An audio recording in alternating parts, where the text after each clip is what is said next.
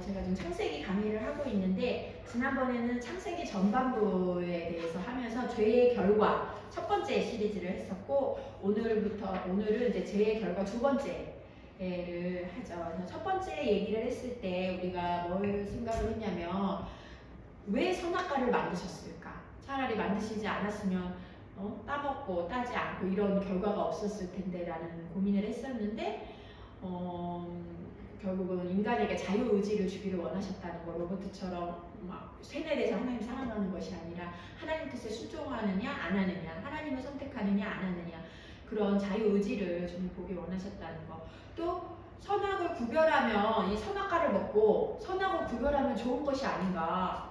그렇죠? 선한 것과 악한 것을 구별하면 좋은 거잖아요. 근데 왜 선악과를 먹지 말라고 했을까?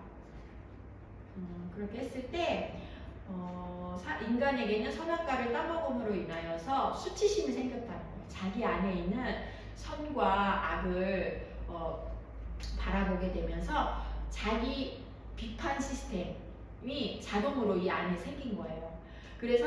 그런데 시간과 공간의 제한이 있기 때문에 하나님께서는 총체적으로 선악을 구별하시죠. 객관적으로, 총체적으로. 근데 인간은 시간과 공간의 제약이 있기 때문에 제대로 선악 구별이 안 되는 거예요. 그래서 이 선악과를 따먹은 이유로 자신을 정죄하고 생각이 편향돼서 어떤 관계에서 오해를 만들어내는 거죠. 그래서 나도 맞냐 틀리냐 맨날 따지고 상대방도 맞냐 틀리냐 맨날 따지는 거예요. 근데 그게 객관적으로 맞지가 않는다는 거죠. 그래서 나도 맨날 정죄감으로 괴롭히고 상대방도 네가 고쳐라, 너가 틀렸다, 이렇게 되니까 끊임없는 그런 선악을 알게 됨으로 인해서 고통 속에 비판의 고통 속에, 그리고 완벽하지 못하고 옳지 못한 자신에 대한 고통에 빠지게 인간이 되었죠. 자, 그래서 이게 이제 지난번에 얘기한 죄의 결과. 지난번에 또 얘기했던 것 중에 하나는 사탄이 거짓말쟁이다. 얘는 전체를 바꾸기도 하고 말씀하고 섞어서 바꾸기도 하고 또 우리의 욕심을 부추기기도 하고 해서 하는데 모국어가 거짓말이기 때문에 우리가 문득문득 드는 생각이 내 생각이라고 생각을 하지만 때로는 그게 사탄이 주는 유혹이기 때문에 그것을 구별할 줄 알아야 한다라는 얘기까지 했었어요. 자, 그래서 오늘 죄의 결과를 또 알아보면 첫 번째 죄의 결과는 책임 전가로 인한 관계가 깨지는 거예요. 사람들과의 관계가. 그래서 성경 본문 11절부터 13절까지 창세기 3장 11절부터 13절까지 한번 읽어보겠습니다. 시작. 이르시되 누가 너의 벗었음을 내게 알렸느냐? 내가 내게 먹지 말라 명한 그 나무 열매를 내가 먹었느냐? 아담이 이르되 하나님이 주셔서 나와 함께 있게 하신 여자 그가 그 나무 열매를 내게 주므로 내가 먹었나이다. 여호와 하나님이 여자에게 이르시되 내가 어찌하여 이렇게 하였느냐? 여자가 이르되 뱀이 나를 깨므로 내가 먹었나이다. 그러니까 주님이 너 먹지 말라고 한 거 먹었냐? 그랬더니 아담이 뭐라 그래요? 하나님이 나한테 데려다 준 그 여자가 먹으라고 그랬다는 거예요. 누구 탓하는 거예요? 하나님 탓. 또 여자 탓을 하는 거예요. 그랬더니 또 이제 여자한테 물어보니까 여자는 뱀이 먹으라고 그래서 그랬다. 다 남 탓하죠. 하는데 근데 뱀한테는 물어보지도 않아요. 하나님이 너는 왜 그랬냐를 물어보지도 않아요. 그 인격적인 교제의 대상으로 삼은 거는 인간이에요. 그래서 인간한테는 물어봐요. 인간한테는 물어보는데 뱀한테는 네가 왜 그러냐 물어보지도 않아요. 그래서 이 선악과를 따먹으면서부터 인간은 수치심을 가지게 되었고 두려움을 가지게 되었고 소외감을 가지게 되었어요. 또 뭐가 잘못된 일이 있으면은 책임 전가를 하는 거죠. 왜냐면은 내가 잘못했다고 했다가 나 때문에 그렇게 됐다고 했다가는 너무 또 두렵잖아요, 인간이. 그 벌도 두렵고 그런 결과가 나왔다는 것도 너무 두렵고 하니까 책임 전가하고 그러면서 하나님과의 관계가 결국 깨지고 부부 관계도 깨지고 인간 관계가 깨지는 거죠. 그래서 원래는 그 선악과를 안 먹었을 때는 그냥 하나님이 자기 있는 모습 그대로 사랑하니까 뭐가 잘못되고 맞고 이런 게 없으니까 있는 모습 그대로 옆에 있는 부인도 사랑하고 부부끼리 서로 사랑하고 이렇게 했는데 상대방을 맨날 이제 따지는 거예요. 맞고 틀리고 이게 맞네, 이게 틀리네, 그건 아니지, 이건 아니지. 자기가 하는 행동도 이게 맞네, 저게 맞네. 그러면서 선악을 분별하면서 뭐래요? 네가 틀렸다고 책임을 전가하니까 네가 바뀌어야 되는 거예요. 그런데 그 바뀌어야 된다는 판단이 그것도 객관적인 것도 아니야. 편향되어가지고 시공간에 제약이 있기 때문에 편향돼서 내가 저 사람이 잘못해서 바뀌어야 돼 한다는데 그게 꼭 맞는 것도 아니에요. 사실은 그냥 다른 성격의 차이거나 환경의 차이거나 그 사람이 아니니까 알 수 없는 건데, 그런데 불행이 거기서부터 시작되는 것 같아요. 상대방을 바꿀 수 있다는 생각을 할 때 거기서부터 힘들고 스트레스를 받는 거예요. 남은 바꿀 수가 없어요. 자식도 못 바꾸고요, 남편도 못 바꾸고요. 내가 바뀌어야 돼. 사람은 못 바꿔요. 하나님도 못 바꿔요. 왜 그런지 아세요? 사람에게 자유의지를 주셨잖아요. 제가 하나님한테 기도해서 저는 돈이나 환경이나 이런 거 바뀌는 거는 별로 무섭지가 않아요. 왜냐면 하나님이 금방금방 바꿔주세요. 그런 거는. 오래 걸리는 건 뭐냐면은 사람이에요. 사람 마음 바꾸는 게 제일 어려워요. 사람 센시줄. 이 자유의지가 있어가지고, 물론 이제 영혼 구원을 위해서 오랫동안 기도하면은 뭐 10년, 20년 기도하면 하나님이 그 사람을 오랫동안 포기하지 않고 환경도 바꿔주시고 또 도와주는 사람도 만나게 해주시고 구원을 갖게 해주시더라고요. 결국은 내가 죽은 때에도 내가 기도한 영혼을 위한 구원 기도는 이루어져요. 그거는 믿고 있는데, 그럼에도 불구하고 다른 건 팍팍 바뀌는데 이 안 바뀌는 게 사람이란 말이에요. 자유의지가 있어서 하나님도 못 바꿔. 근데 그거를 내가 바꾸려고 하니까 스트레스가 되는 거죠. 그래서 내가, 우리 권사님 얘기하신 것처럼 내가 상대방에게 대응하는 자세를 바꾸면 편해지는 거예요. 그래서 뭐 나랑 전혀 성격이 안 맞는 사람은 굳이 틀렸다 하면서 나랑 똑같이 되라고 강요하면 안 되죠. 자식한테도 남편한테도. 뭐 원래 갖고 태어난 것이 다른 거거든요. 그 사람에 대한 내 자세를 스트레스 받지 말고, 너는 원래 그렇구나.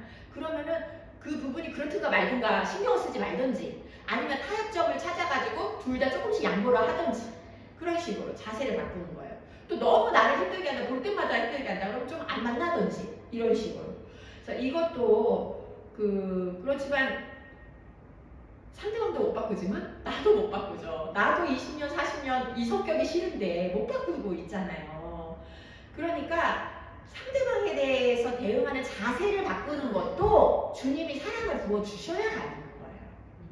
우리 힘으로 되는 게 아니에요. 그래서 우리 안에는 사랑의 쿠션이라는 게 있어요. 그래서 말씀 보고 기도하고 찬양 듣고 은혜 받고 이렇게 하면은 사랑의 쿠션이 좀 두꺼워져요. 그래가지고 누가 뭐라고 해? 뭐 남편이 뭐라고, 자식이 뭐라고 해, 뭐 속썩하는 일을 해, 내 사정 알지도 못하는 사람이 뭐 툭 지나가면서 나를 상처주는 말을 해, 그러든가 말든가. 내가 사랑의 쿠션이 있어가지고 왔다가 그냥 슉 하고 이 화살이 그냥 가요. 상처주는 말.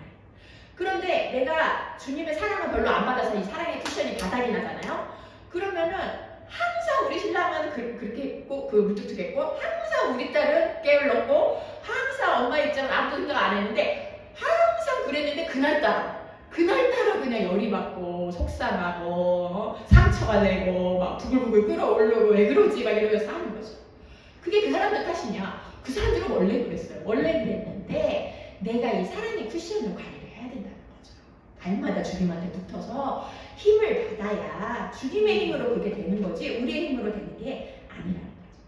근데 창세기 3장을 읽으면서 항상 안타까웠다는 것이 뭐냐면, 먹었느냐? 아담한테 물었을 때 여기서 아담이 하나님 잘못했습니다. 제가 하나님이 먹지 말라는 것을 먹었습니다. 저의 죄를 용서하여 주세요. 긍휼히 여겨주세요. 주님은 사랑의 하나님이시잖아요. 저를 불쌍히 여겨주세요. 이렇게 회개 기도를 했으면 어땠을까?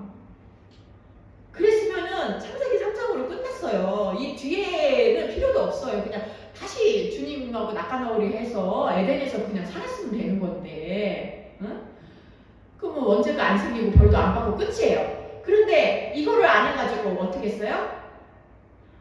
그 뒤로 생긴 거는 창세기부터 이 뒤에 성경 구절을 보세요. 쫓겨나서 가인과 아벨부터 해서 사람의 죄가 점점 커지는 죄의 역사잖아요, 성경이.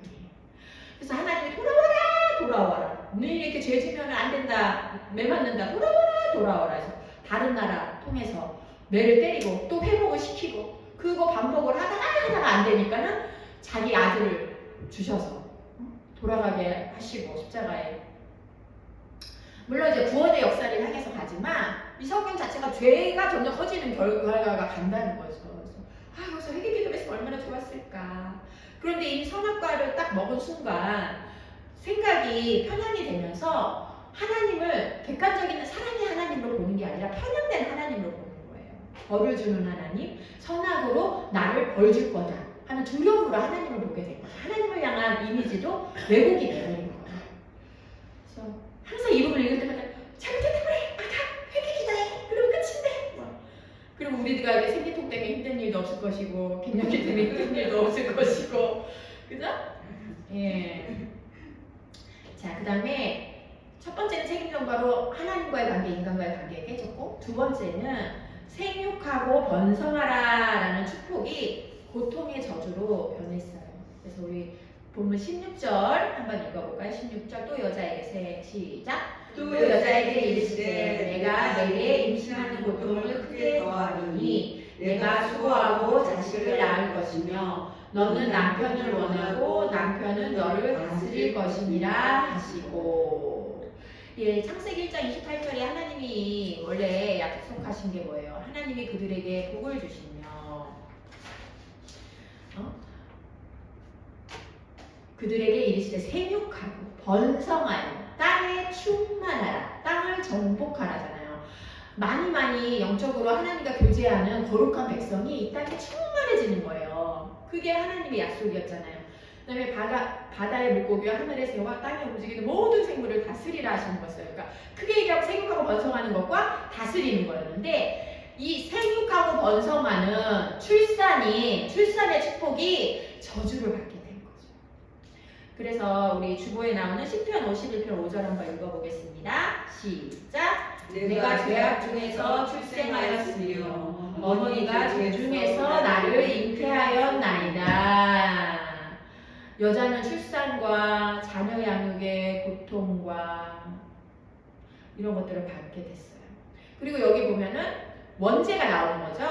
시편 50편 5절에 죄악 중에서 출생하였으며 어머니가 죄 중에서 나를 잉태하였기 때문에 태어나자마자 죄인인 거예요. 죄 중에서 잉태했기 때문에. 그래서 여기서 원죄가 생겨버렸고 우리 어머니도 죄인이고 아기도 죄인이 되어버린 거죠.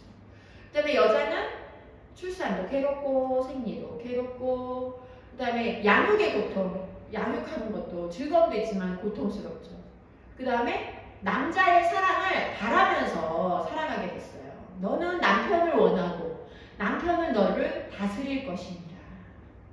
그래서 남편을 의지하고 하나님처럼 바라게 된 거예요. 여자가 원래는 이렇게 공평하게 평등한 관계였거든요. 근데 죄를 지으면서 남편 의지하고 하나님처럼 바라게 됐고, 그래서 근데 이게 정말 맞나 생각을 해봤어요. 그런데 맞는 것 같아요. 드라마 봐보세요. 드라마. 아줌마들이 드라마에 미치잖아요. 왜 그래요? 드라마에 나오는 현실에는 없는 잘생기고 자상하고 나는 막 여자가 부족한데 막 있는 모습 그대로 막 사랑해주고 받아주고 막 내가 좋아서 어쩔 줄 모르고 이뻐해주고, 그죠? 뭐든 막 나를 지켜주고 힘이 돼주고 이런 거에 막 대리만족을 하는 거잖아요. 전 세계 여자들이, 아줌마들이, 일본 아줌마를 비롯해서 중국 아줌마, 한국 아줌마까지. 왜 그래요? 남자의 사랑을 바라는 존재, 남자가 보호해주고 날 있는 모습 그대로 사랑해주고 해주기를 바라는 게 여자에게는 있어요. 근데 그게 현실에서 이루어지지 않으니까 드라마에서 대리만족을 하는 거죠. 그 다음에 한국은 조금 부끄러워서 아줌마들은 안 하지만 일본은 개인의 자유가 존중이 되니까 어떻게 해요? K-pop, 슈퍼주니어부터 해서 2PM 막 그냥 아줌마들 막 그 복근 한번 보겠다고, 그리고 터치 한번 하겠다고 내가 CD를 5장 사는 아줌마를 봤어요. CD 이거 터치권이 그 CD 안에 들어있대요. 그래갖고 그치 지나고 터치하는 거. 그 갱년기 아줌마가 그런 거 보고 다시 생리가 터지고 막. 그러니까 이 남자를 바라게 되는 거예요. 자신의 행복, 이 삶의 만족을 남자로부터 사랑을 받는 걸로 만족을 하는 여자로 바뀌게 되는 거예요. 그런데 이게 죄로 인해 이렇게 됐다는 거죠. 근데 남편은 그래서 남자에게 이용도 당하죠. 사랑을 받고 싶은데 그걸 이용해서 막 사랑해주는 척 하면서 그 컨트롤 한다든지 여자를 뭔가 원하는 데서 사기를 친다든지 이용해 먹는 남자들도 많죠. 그래서 남편은 기대의 대상이 아니에요. 남편의 사랑을 받으려고 하거나 자식을 양육해서 자식한테 뭔가 받으려고 의지하려고만 하면은 내 마음의 구멍을 채우지를 못하고 결국 번아웃이 와요. 나중에 어떻게 내가 너한테 어떻게 희생했는데 내가 너한테 어떻게 했는데 이 얘기가 나와요. 자기는 그 사랑을 받고 싶어서 너무 다 쏟아부었거든. 근데 그게 아니니까 결국 이거는 주님 사랑으로 채워야 한다는 거죠. 우리 죄로 인해 이렇게 됐던 거 주님 사랑으로 채워야 한다는 거예요. 자, 그 다음에 우리 17절부터 19절까지 한번 읽어보겠습니다. 본문 시작.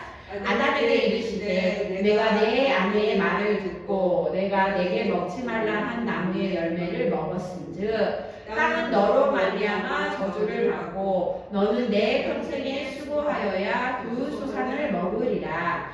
땅이 내게 가시덤불과 엉겅퀴를 낼 것이라. 내가 먹을 것은 밭의 채소인즉 내가 흙으로 돌아갈 때까지 얼굴에 땀을 흘려야 먹을 것을 먹으리니 내가 그것에서 취함을 입었습니다. 너는 흙이니 흙으로 돌아갈 것이라 하시니라. 에덴 동산에서 아담은 그냥 열매를 따먹고 땀을 흘리지 않을 정도의 노동. 그러니까 인간으로서 놀기만 하면은 보람이 없잖아요. 삶의 보람이. 그러니까 삶의 보람을 느낄 수 있을 정도의 호도 즐길 수 있을 정도의 가벼운 노동이었어요. 운동 정도의 노동. 땀 없고 오면은 이름 찍고 이렇게 막 너무 힘든 노동이 아니었다는 거죠. 땀이 흘리지 않을 정도의 노동이었는데 이 노동의 축복이 저주가 되죠. 죄를 지으면서.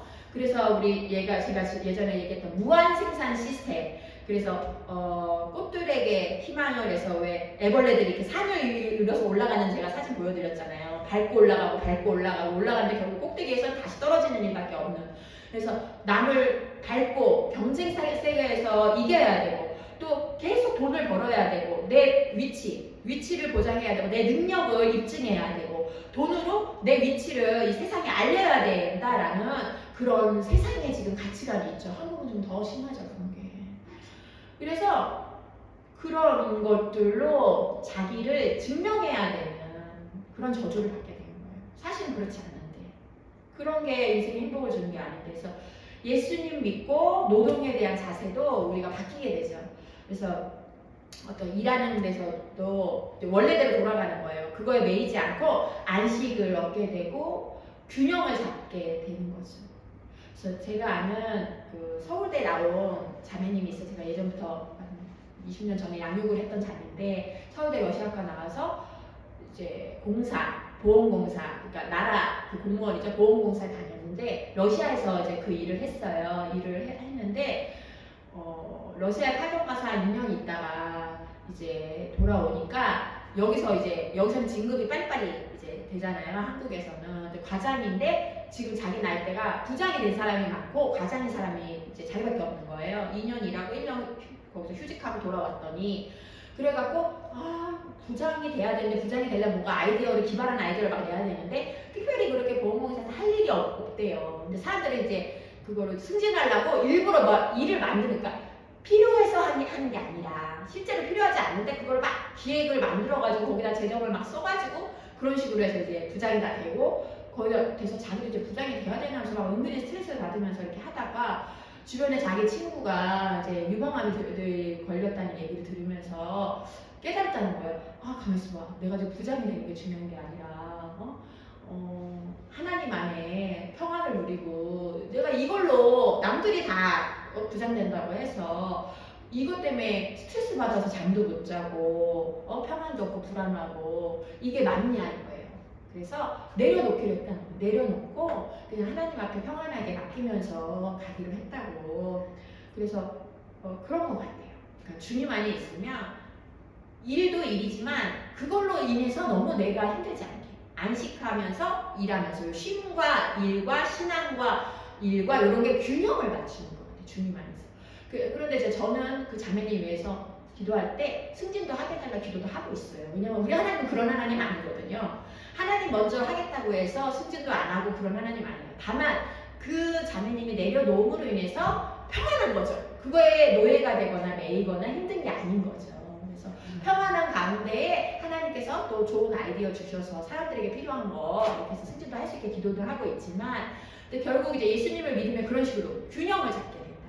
그래서 일이 기쁘고, 일이 나를 힘들게 하는 게 아니라 일이 기쁘고 보람을 느끼게 된다는 거죠. 그래서 18절에 보면은 땅이 저주를 받잖아요. 그래서 가시덤불과 엉겅퀴를 내는데 죄를 지음으로 인해서 환경이 파괴가 되죠. 원래는 하나님과 교제하면서 하나님 뜻대로 이 땅을 다스리는 거잖아요. 하나님이 인간에게 준 게 생육하고 번성하고 다스리는 거잖아요.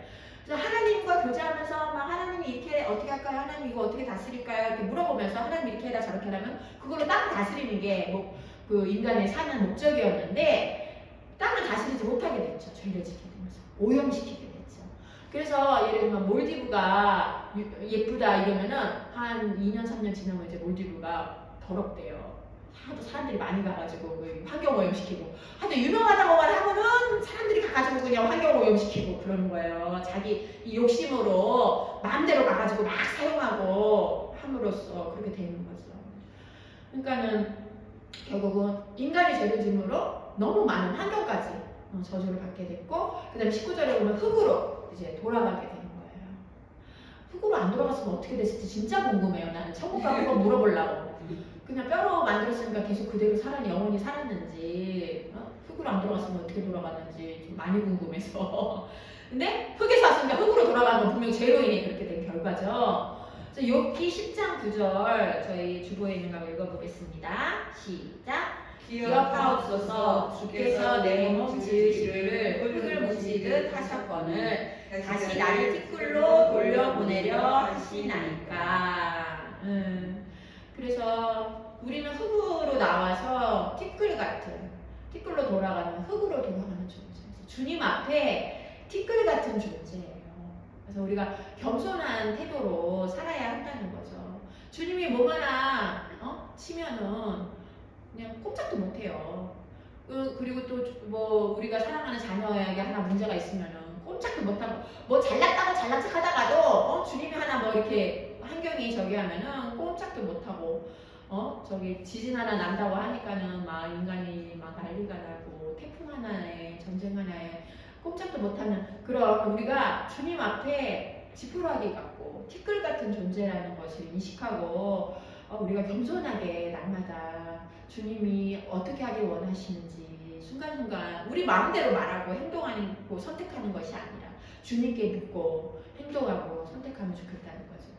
이 두 가지고, 그 다음에 이제 끝맺음에 가서 보면은 하나님은요 결국은 생육하고 번성하고 하는 그 인간에게 줬던 역할이 파괴가 되면서 뭐라 그래야 되나, 하나님이 너무 마음이 아프시지 않았을까 이런 생각을 많이 했던 것 같아요. 이 설교를 준비하면서 죄를 결국 지음으로 하나님 뭐라 그랬어요? 인간을 6일째 만들어 놓고 뭐라 그랬어요? 지으신 걸 전부 보면서 심히 좋았더라 했잖아요. 심히 좋았더라. 그랬는데 인간이 이 선악 하나 따먹음으로 인해서 땅도 저주받고 생육하고 번성하는 것도 못하고, 그 다음에 환경도 파괴되고, 그 다음에 인간도 힘들게 노동하여서 이제 하나님이 아니라 노동에 막 매이게 되고, 하나님과 교제하는 게 원래 목적이었는데 그걸 잊어버리고 노동에만 매이게 되는 걸 보면서 너무 빨리 하나님이 계획했던 것들이 빨리 다 파괴돼 버리는 거죠. 그걸 봤을 때 심히 좋았더라 했었는데 얼마나 주님이 마음이 아프셨을까 라는 생각이 설교를 준비하면서 들었었어요. 그렇지만 너무 안타까우셨기 때문에 하나님은 죄를 지어서 교제가 끊어진 순간부터 이 죄의 문제를 어떻게 회복하고 다시 인간과 교제를 회복시킬까를 생각을 하셨어요. 11절 한번 볼게요. 3장 11절 시작. 이르시되 13장 11절 내가 너를 원수가 되게 하고, 아니요 11절이 아니네요. 20절. 네네 20절이네요. 예, 읽어봐 주세요. 19절에서 내가 15절이네요. 15절. 뭐죠? 네, 15절 시작. 내가 너로 여자와 원수가 되게 하고 내 후손도 여자의 후손과 원수가 되게 하리니 여자의 후손은 내 머리를 상하게 할 것이요 너는 그의 발꿈치를 상하게 할 것이니라 하시고. 그래서 여자의 후손이 예수님이잖아요. 사탄의 머리를 밟을 것이다. 그래서 예수님이 십자가에 못 박히시고 부활하셔서 사탄의 권세를 이기실 것을 이미 죄를 지은 순간부터 예언을 하셨고, 그 다음에 사탄이 뒤꿈치를 무는 것은 여자의 후손이 예수님에게 십자가의 고통을 줄 것을 미리 예언한 거죠. 그렇지만 생명을 빼앗지는 못하죠. 뒤꿈치니까. 그죠? 그래서 죄를 지은 순간부터 주님은 예수님을 보내서 우리를 회복시킬 걸 벌써 계획을 이미 하셨다는 거예요. 그리고 21절 한번 읽어볼게요. 21절 시작. 여호와 하나님이 아담과 그의 아내를 위하여 가죽옷을 지어 입히시니라. 그래서 임시방편으로 만든 무화과 잎은 찢어지잖아요. 그러니까 주님이 불쌍히 여기서 가죽옷을 입히잖아요. 그래서 동물을 죽여서 피를 흘려야 가죽옷이 생기죠. 그런 희생이 있었어요. 그래서 이게 뭐예요? 구약의 제사의 근원이 되죠. 죄를 씻을 때 동물을 죽여서 피를 흘림으로 죄를 씻음받는. 근데 그거는 일시적이니까 매번 죄를 지을 때마다 드려야 되는데 예수님은 한 영원한 제사를 드리셨죠. 우리 주보에 있는 히브리서 10장 11절 12절 한번 읽어볼게요. 시작. 제사장마다 매일 서서 섬기며 자주 같은 제사를 드리되 이 제사는 언제나 죄를 얻게 하지 못하거니와 오직 그리스도는 죄를 위하여 한 영원한 제사를 드리시고 하나님 우편에 앉으사. 왜 양으로는 안 되니까 매일 서서 섬기며 자주 같은 제사를 드린 거예요. 죄를 지을 때마다. 그랬는데 왜냐하면 이 제사는 언제나 죄를 얻게 하지는 못하니까. 그런데 오직 그리스도는 죄를 위해서 한 번만 영원한 제사를 드리면 과거, 현재, 미래의 모든 죄를 한 번에 해결하실 수 있게 된 거죠. 이 가죽옷이 바로 예수님의 십자가의 구원을 의미하고 있다는 거죠.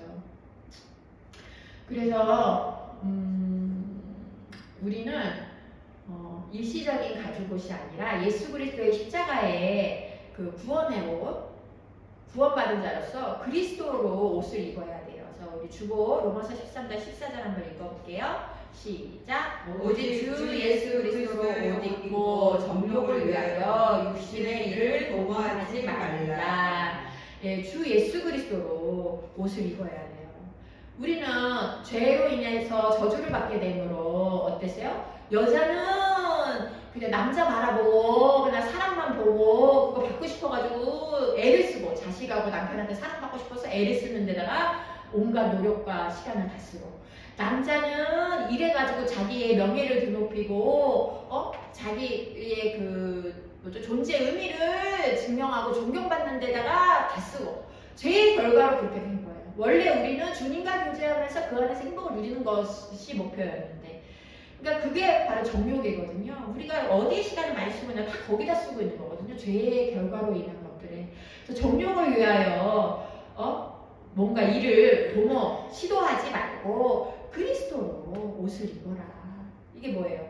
예수님께 순종하는 거죠. 내가 오늘 뭐가 하고 싶어. 뭐가 하고 싶으면 하기 전에 물어보는 거예요. 예수님, 이게 예수님이라면 이렇게 하셨을까요?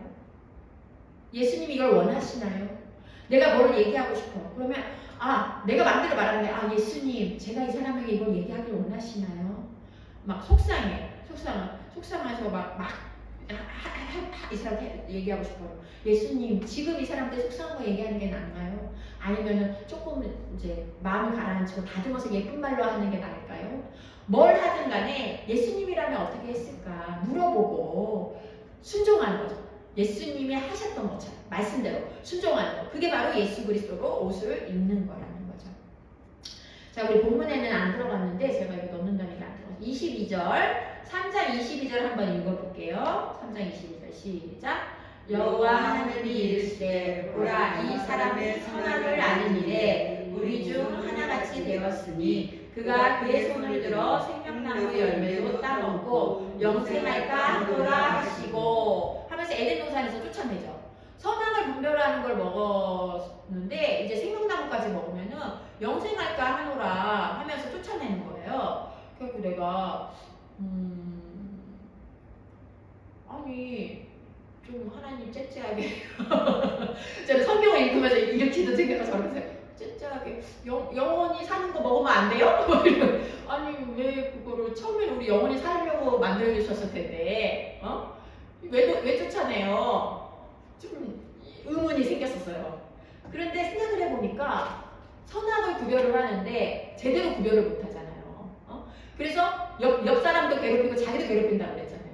근데 그런 괴롭히는 상태로 영원히 살면 지옥인 거죠. 너무 고통인 거예요. 그래서 주님이 영원한 거를 못 먹게 하고 쫓아냈구나를 알게 됐어요. 그리고 또 너희가 이 선악과를 따먹으면 정령 죽으리라 라고 죄의 결과가 선포하셨잖아요. 근데 그 죄의 결과는 이루어져야 되기 때문에 이미 정령 죽었지만 이미 선악을 알게 되면서 자아 비판 시스템이 생겨서 죽은 거나 마찬가지지만 그것이 이루어져야 되기 때문에 영생을 할 수는 없죠. 정령 죽어야 되기 때문에 재판관이신 하나님이기 때문에 약속은 지켜져야 된다는 거예요. 내가 사랑하니까 받아주고 뭐 이런 건 안 된다는 거죠.